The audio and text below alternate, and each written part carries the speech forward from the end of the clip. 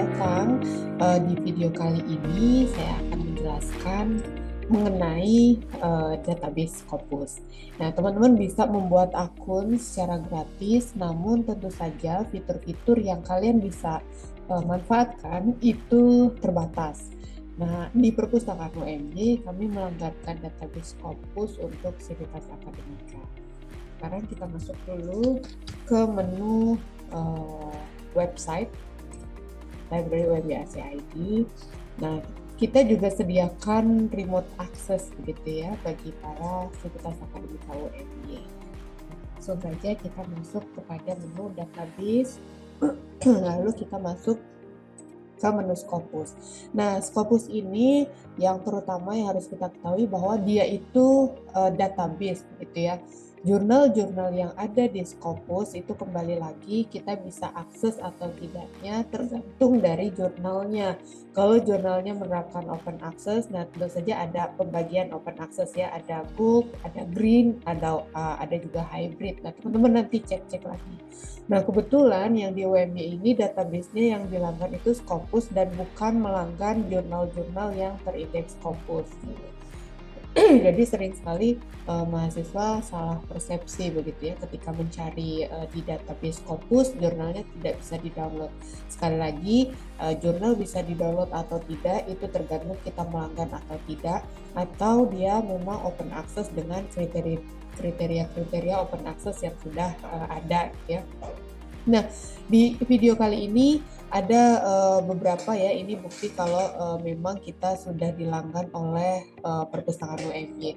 Menu-menunya apa saja? Di sini ada menu pencarian, dokumen, kemudian author, kemudian juga ada research and discovery, ini masih berkaitan dengan author, dan di sini juga kita bisa melakukan pencarian berbasis dari organisasi atau afiliasi begitu ya.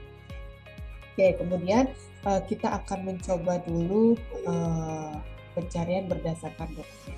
Nah, di dokumen ini teman-teman bisa memasukkan keywordnya. Nah, keyword nanti ini akan dicari berdasarkan judul artikelnya, abstrak atau keyword, sehingga kata yang kalian masukkan ini akan dicari kemana, begitu ya, kalian bisa filter pencariannya. Nah, ini saya di artikel title, abstrak, sama keyword. Kita coba ya.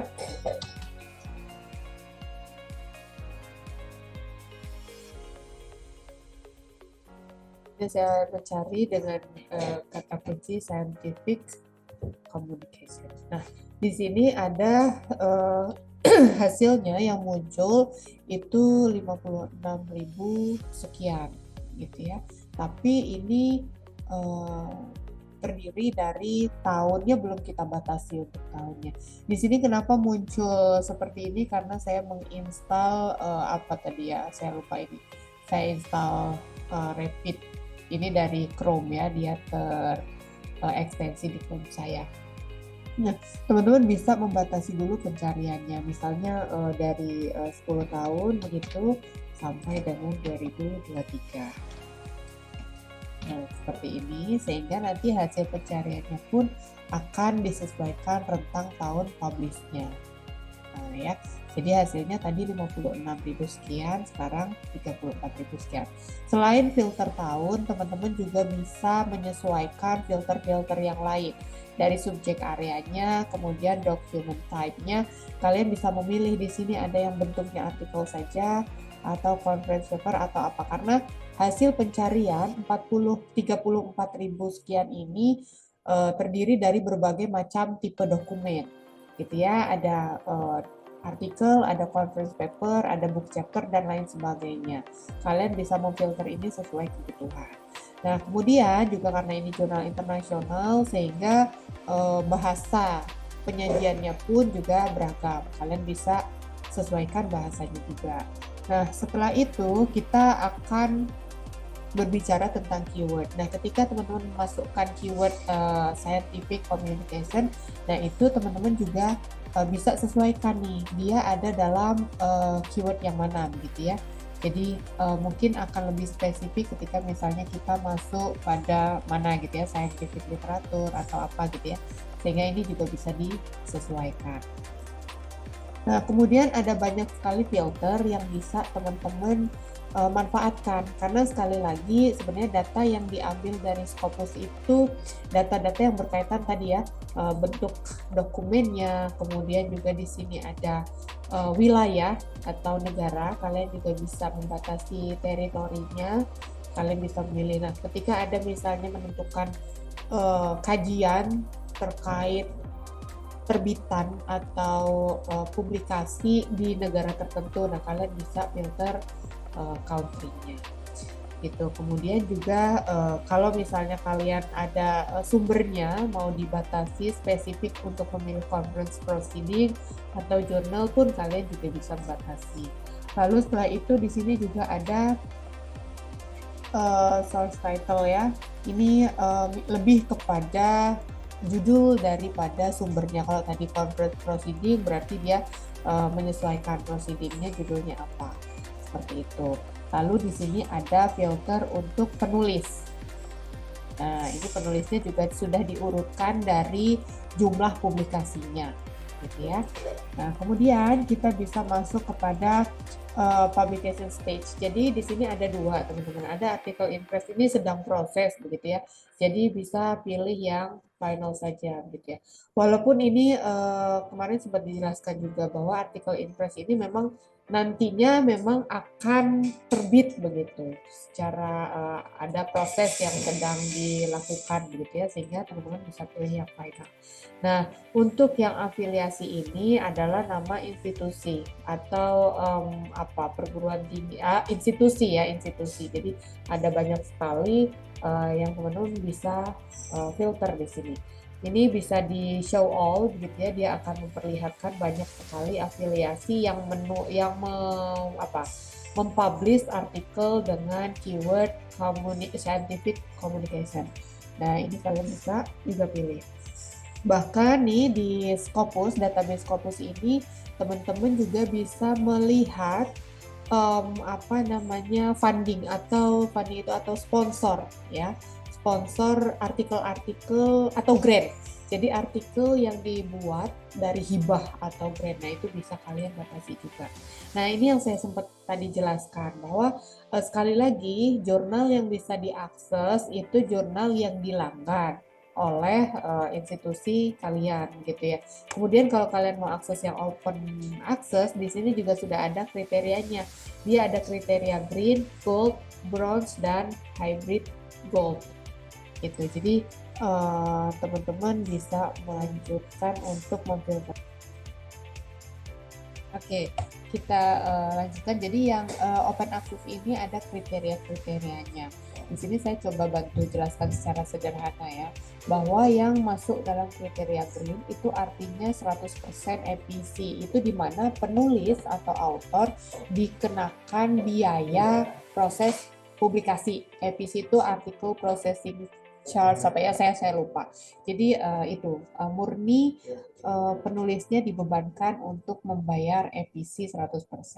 Kemudian kategori yang kedua itu ada hybrid gold. Jadi ada dua opsi pilihan gitu ya. Jadi penulis itu boleh membayar EPC atau dia bisa ambil skema yang subscription gitu ya. Nah, kemudian di sini juga ada yang green.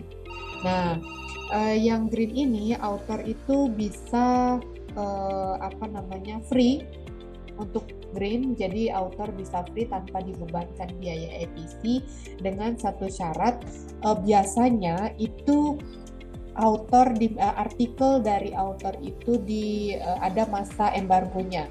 Jadi dalam waktu tertentu dia tulisannya di hide begitu ya, tidak dibuka gitu, dalam waktu yang tertentu.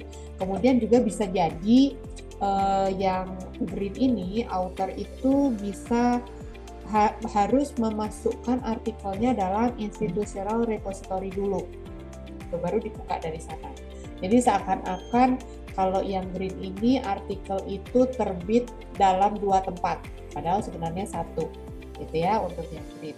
Nah, sementara yang bronze ini ada dia temporary access, teman-teman. Jadi penulis diperbolehkan untuk tidak membayar EPC tetapi dia dibatasi untuk aksesnya. Nah, kurang lebih seperti itu. Jadi kembali lagi, Scopus ini jurnal yang terindeks Scopus itu bisa dibaca atau tidak tergantung dilanggan atau tidaknya, dan kalau memang dia open access, nah ini open access-nya masuk kriteria yang mana. Seperti itu. Oke, kita lanjutkan. Nah, dari sini teman-teman bisa melihat hasilnya. Setelah itu kalian juga bisa langsung menganalisis resultnya. Ya, kita masuk pada ini analyze result. Jadi kita analisis hasil pencariannya seperti apa. Nah, ini kebutuhannya untuk melihat tren dari publikasi gitu ya. Trennya dengan parameter apa? Nah, parameter untuk menganalisisnya itu ada parameter dokumen per tahun. Kemudian di sini ada juga melihat dia dokumen by sumbernya, by source, kemudian documents by authornya, jadi dilihat produktivitas autornya dalam keyword, satu keyword tertentu begitu. Kemudian juga parameter afiliasi, afiliasi mana yang lebih sering memiliki publikasi itu gitu ya. Kemudian yang selanjutnya ada documents by country, kemudian documents by type, karena dia dalam satu keyword itu bentuk-bentuk apa saja dokumen yang disediakan. Nah, itu ada bentuk-bentuknya. Kemudian juga yang terakhir ini ada dokumen by subject area. Kemudian satu keyword itu dia bisa masuk ke subject area mana saja. Nah, itu kita nanti bisa analisis juga. Selain itu, kita bisa menganalisis by dokumen-dokumen yang dihasilkan atau research yang dihasilkan dari dana funding atau grant. Nah, itu seperti apa kita akan coba lihat satu persatu ya, teman-teman. Nah, di sini kita lihat documents by year gitu ya. Jadi dari rentang tahun tadi sudah saya filter tahun pencariannya 10 tahun 2013 sampai dengan 2023. Sehingga dokumen yang muncul saat itu terbanyak di tahun berapa kita bisa lihat ini. Ya, ada grafiknya.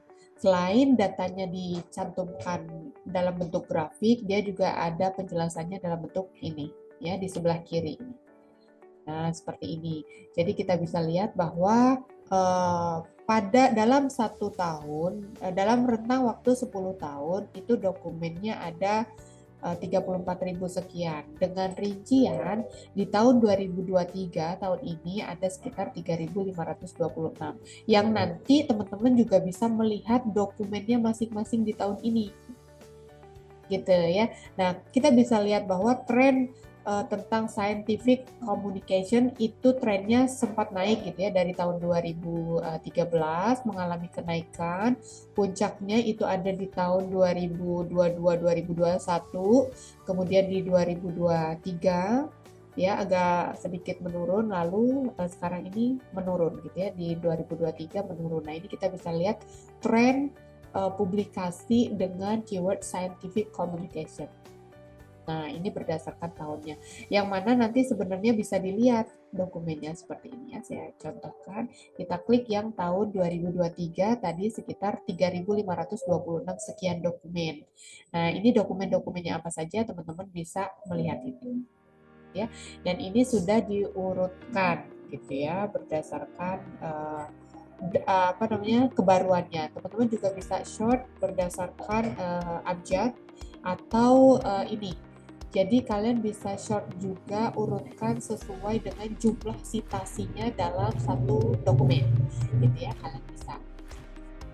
Oke, saya akan kembali lagi kepada hasil tadi. Kita lanjutkan, teman-teman. Nah, yang kedua kita coba lihat dokumen by source-nya. Nah, di sini teman-teman bisa mengcompare beberapa sumber source-nya gitu ya, jurnalnya. Kalian bisa mengcompare beberapa jurnalnya. Di sini jurnal yang kita tandai itu yang akan di-compare. Nah, seperti ini.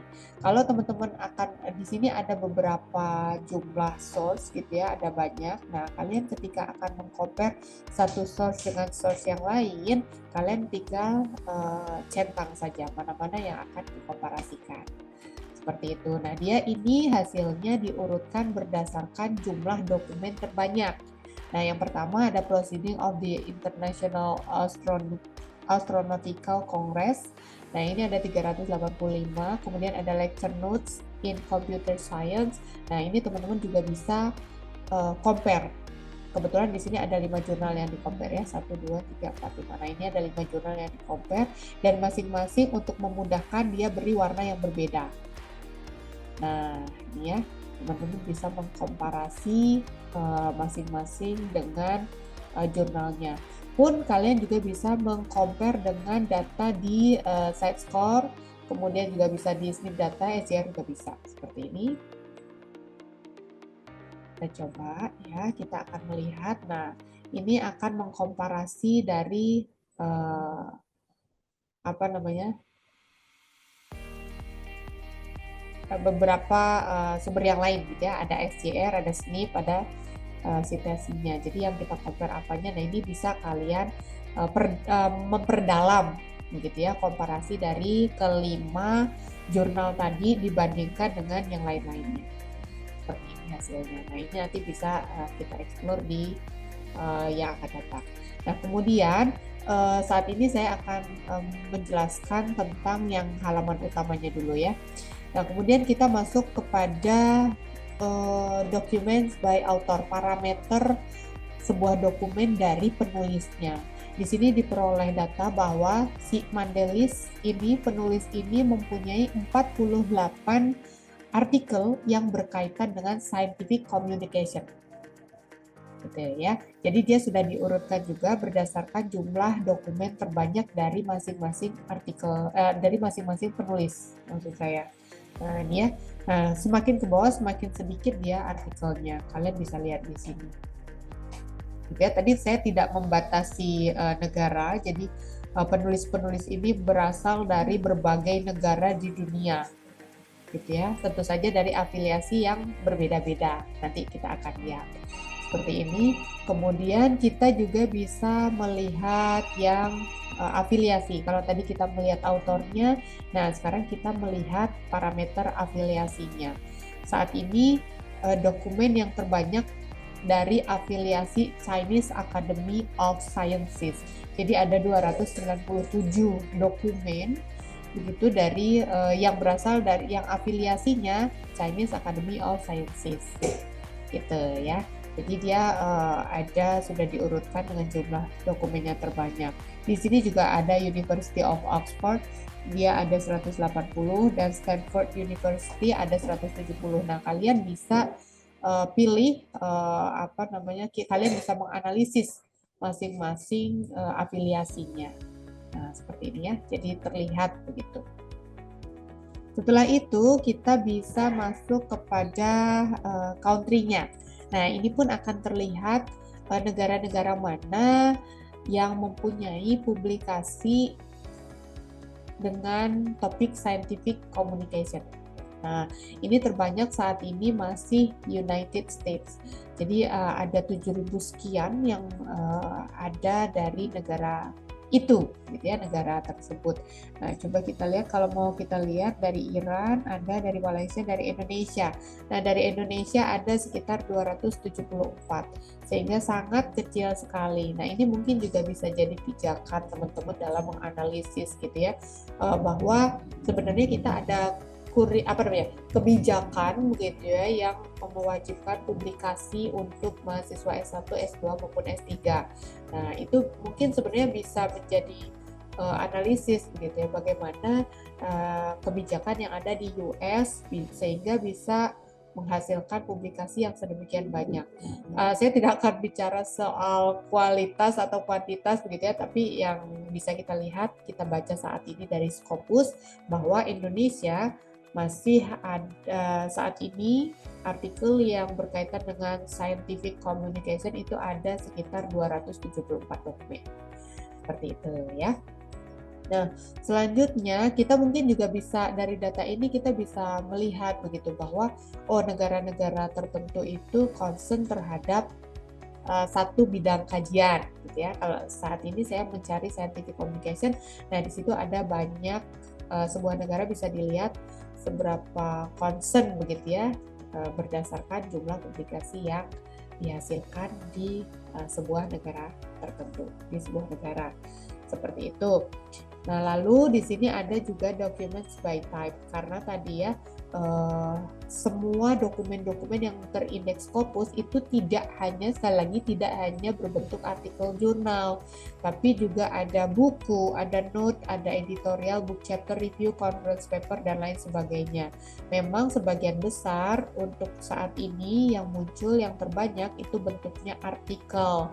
Ada sekitar 19.000 sekian gitu ya. Ini yang warna biru ini, dia membedakan warnanya untuk memudahkan kita. Kemudian juga ada yang berbentuk buku. Pun teman-teman bisa melihat buku apa sih yang memuat atau membahas tentang scientific communication. Nah, ini bukunya. Jadi sekali lagi ada tulisan open access ini, kalian juga bisa lihat open access-nya open access yang mana klasifikasinya. Begitu ya, teman-teman bisa melihat ke masing-masing 516 yang bentuknya buku gitu. Nah, kemudian di sini juga bisa melihat subject area, bahwa scientific communication itu dia ditulisnya masuk dalam kategori, ada yang memasukkan dalam kategori social sciences, kemudian ada yang masuk computer science, bahkan ada medicine gitu, dimana misalnya ada contoh, jadi ada penelitian tentang kesehatan begitu, dan kemudian tentang kesehatan, penelitian tentang kesehatan, dia membahas tentang artikel-artikel open access yang berkaitan dengan penelitian kesehatan. Nah, sehingga dia masuknya ke medicine atau health atau dan lain sebagainya. Itu ya tadi maksudnya, sehingga subjek areanya pun di sini beragam walaupun kata kuncinya scientific communication. Seperti itu. Ya. Kemudian yang terakhir tadi yang saya sempat utarakan, bahwa kita juga bisa menganalisis dokumen by grant-nya, funding sponsor ya, atau grant. Nah, jadi di sini bisa menjadi kebijakan teman-teman, bahwa tadi bisa kita lihat ya, author yang produktif seperti apa, mungkin institusi juga bisa mempertimbangkan itu. Jadi author ini ada satu author yang dia sangat produktif, sehingga kalau ada grant bisa mungkin itu menjadi bahan pertimbangan. Seperti itu. Jadi ini analisis dari data dokumen berdasarkan grant itu bisa, salah satunya bisa menjadi pertimbangan dalam menyeleksi atau memberikan grant atau hibah penelitian ke depannya gitu. Nah, di sini di funding ini memang ada sponsor yang diberikan oleh National Science Foundation. Dia banyak sekali memberikan funding atau grant berkaitan dengan research yang bertopik dengan topik scientific and communication. Seperti itu teman-teman. Jadi ini salah satu data dari database Scopus yang bisa kita analisis. Seperti itu, sampai ketemu lagi di video selanjutnya.